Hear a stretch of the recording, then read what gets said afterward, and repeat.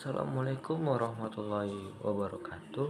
Shalom, Om Swastiastu, Namo Buddhaya, dan salam kebajikan bagi kita semua. Halo semuanya, perkenalkan namaku Muhammad Riji Farevi dari kelas B Cisore dengan NIM 25022219990. Nah, pada video kali ini saya akan buat tugas project base mata kuliah Teknologi Informasi dan Komunikasi.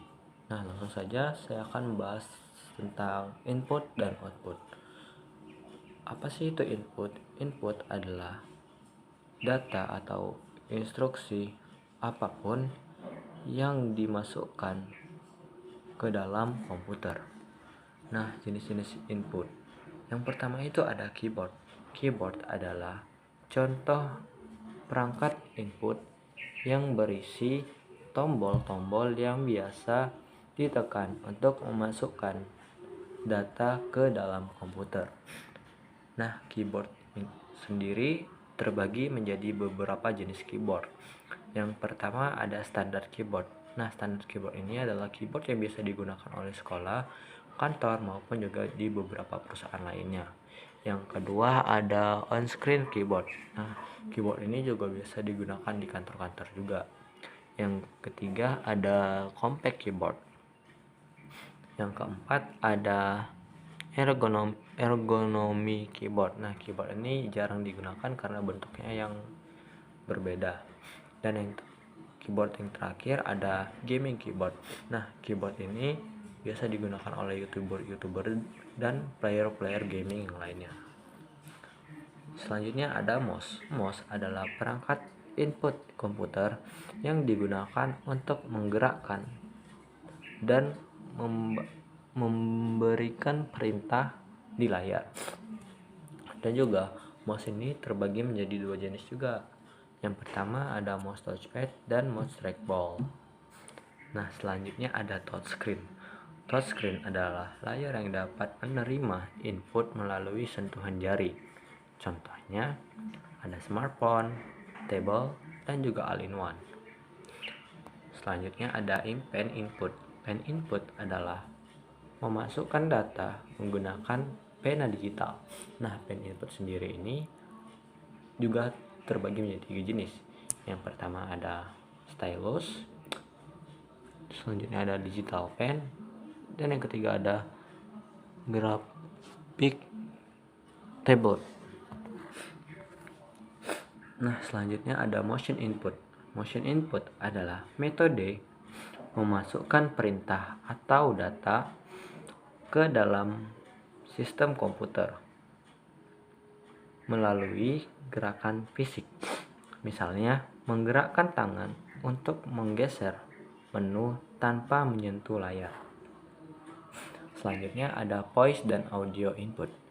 Voice adalah mentransfer suara ke dalam perangkat elektronik lewat mikrofon. Sedangkan audio adalah input suara ke dalam komputer melalui ucapan atau efek suara. Selanjutnya ada video input. Nah, contoh dari video input ini adalah contohnya itu ada webcam dan DV kamera. Nah, webcam dan DV kamera ini untuk merekam seluruh hasil yang sudah diperintahkan oleh dari webcam ini. Nah, nanti hasilnya itu ditampilkan di monitor. Selanjutnya ada scanner dan reading device. Nah, contohnya itu ada berapa nih? 1 2 3 4 5. Yang pertama ada optical scanner, yang kedua ada optical readers, OCR dan OMR.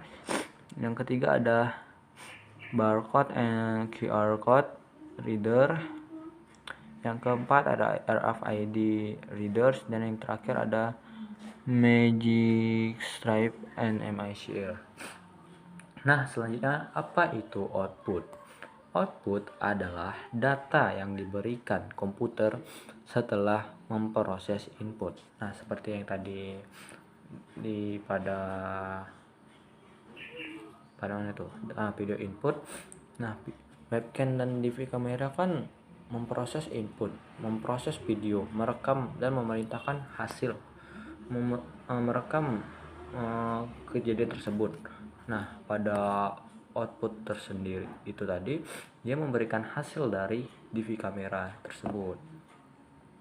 Nah, jenis-jenis output ada monitor, printer, dan outer input. Nah, seperti yang sudah saya bilang tadi, dari hasil DV kamera tadi ditampilkan di monitor, ditampilkan hasil video dan gambarnya di monitor. Nah, printer ini seperti scanner dan reading device. Setelah di scan keluar hasilnya, nah di print lah hasil dari gambar tersebut. Nah, kalau other output device ini contohnya itu speaker. Dia menerima dulu rekaman suara lalu dikeluarkan melalui speaker tadi. Kesimpulannya, dengan adanya input dan output adalah cara manusia berkomunikasi dengan komputer. Perangkat input seperti keyboard, mouse, layar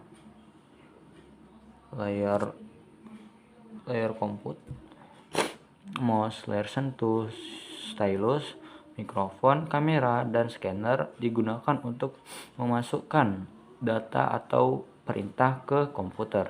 Sementara itu, perangkat output seperti monitor, printer, speaker, dan proyektor digunakan untuk menampilkan hasil dari proses komputer dalam membentuk gambar, tulisan,